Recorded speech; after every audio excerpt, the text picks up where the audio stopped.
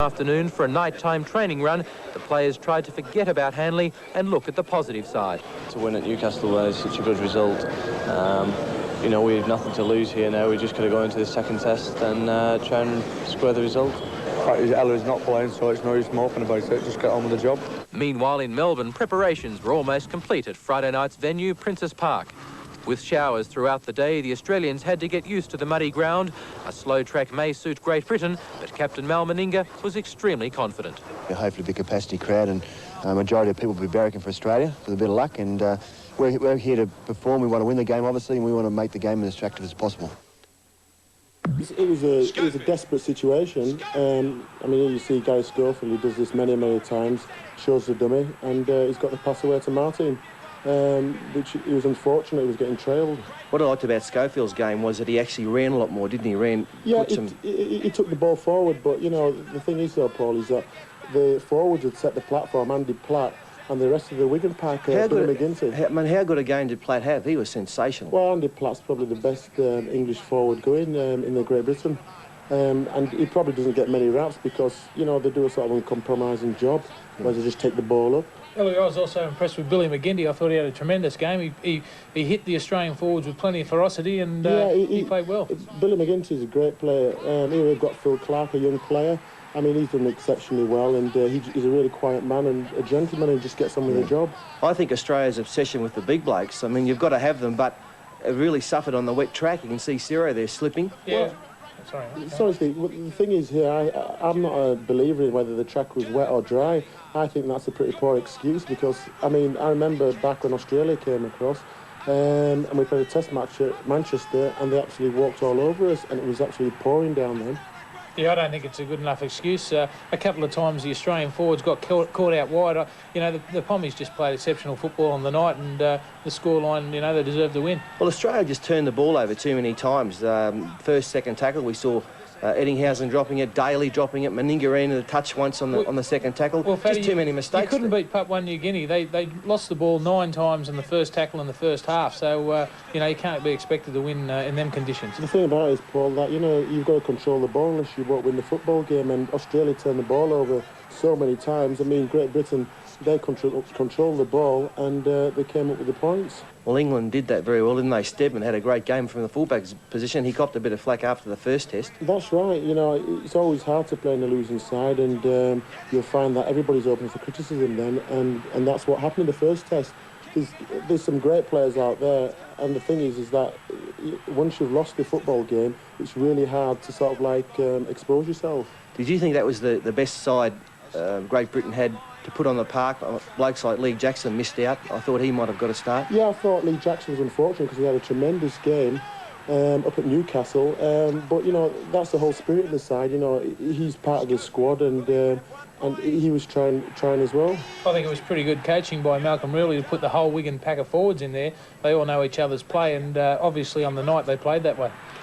What happened, Ellery, about 10 minutes into the second half? The Great Britain seemed to run out of puff, didn't they? No, you know, a lot of people have said that, Paul, but you've got to remember Australia is a very organised side and they're very good professionals and they're world champions, and you can't expect to nullify a side like Australia for the whole 80 minutes. There's going to be some time during the game that they're going to actually come back at you. They also control the ball a lot better in this period of time. Bobby Lindner, great determination from him. I'm still not convinced it's a try. He seemed to be stopped to me and then just reached out. I think it's probably it was on the day which particular ref that match, whether they would have given the try or not, because it was dubious that you know, whether he got the ball down or whether it was a double movement. Now Australia looked a lot better to me when Kevin Walters came on and started throwing a few of those passes like that to Chris Johns. Yeah, they certainly had the Brisbane connection then, passes on to Chris Johns and Alfie Langer at halfback, and as you said, Walters coming on. I think that made a difference. Another try here to the Great Britain side. This has caused a couple of blokes on the blind don't move up, don't they? Meninga and Eddinghausen just didn't move up on the other side of the ruck. That's right. That's great vision from Steadman, but he saw that they didn't move up and he went back around that way and he's got some great plays. Yeah, Graham's probably one of the fastest men in the team as well. He's probably in the top 3. And he shocked them, and the blind side, as you said, didn't move up, and he caught them sleeping. He can kick a goal this Eastwood too. I like all his antics he goes on before he kicks. Yeah, he had a great kicking game, and he also had a great individual game as well. You know, you just couldn't fault any of the players, and I think he was really unfortunate here his last touch just let him down there. Ellery, do you think in the fair dinkum department, can Great Britain win the series? Have they got a chance in Brisbane? Well, I think they've got a great chance, and I'd like to think that they're still underdogs because that suits Great Britain superbly. But I think that Australia know that they've got a big ball game on their hands.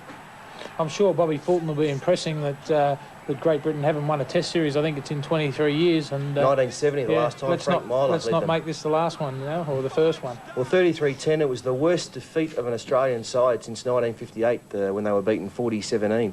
A quite embarrassing defeat. Steve, any changes can you see coming up? Well, I wouldn't panic all that much. I think that I think they'll leave Peter Jackson out of the side because of injury, only because of injury. I think they'll probably put Laurie Daly to centre, to 5'8", and put Brad Fittler into the centre. That's the tip. And also on the wing, Rod Wishart will come in. Wishart is out. He's now out, bring in Willie Kahn, who's been playing very well for the Brisbane Broncos. And Elder, do you think that Malcolm really will now hang on to that side if he can? Yeah, you know, he'll keep his side because, I mean, they've got a great understanding now with each other. But an interesting point was when Steve made before the game, prior to the game, he said that Great Britain didn't stand a chance and that they were going to get flogged. Well, to me, that's probably pretty disrespectful of the opposition and not respecting the opposition.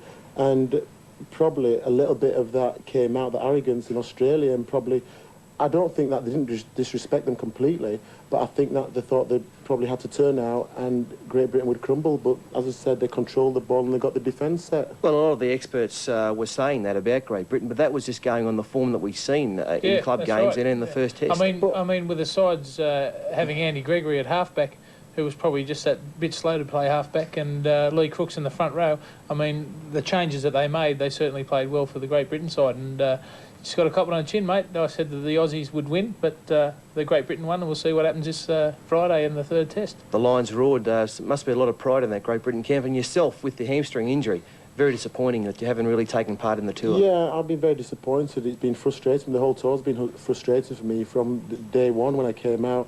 I had a stress fracture in my toe. I also had a really bad hamstring problem as well. But I honestly thought that I would make it, and the management staff also thought that I'd make it as well. And it was my last fling at the dice to play up at Newcastle to be able to try and be included in the side against Australia in the second test, because it was a win or lose situation and to either keep the series open. But, you know, the boys have come up well, and I'm actually relieved myself that, you know, I'm not sort of in the squad anymore, because I think it's took the pressure off me in trying to get fit. And also the players as well in the squad, they know exactly what they were doing as well. Rumours that you were forced to play on Tuesday night, is that the case or not? No, that's not true at all. I mean, I'm an individual whereby that I know my own body, and I honestly thought that I had a chance that I would be able to finish the whole game up at Newcastle. Well, on Tuesday night, the Lions head north to warmer weather and a match against the Gold Coast led by the former Australian skipper, Wally Lewis. And you'll see all that action right here in the wide world of sports. After the break, we'll be taking a look at the Winfield Cup. But before we do, it's been a tragic week for the game, and especially the Penrith club.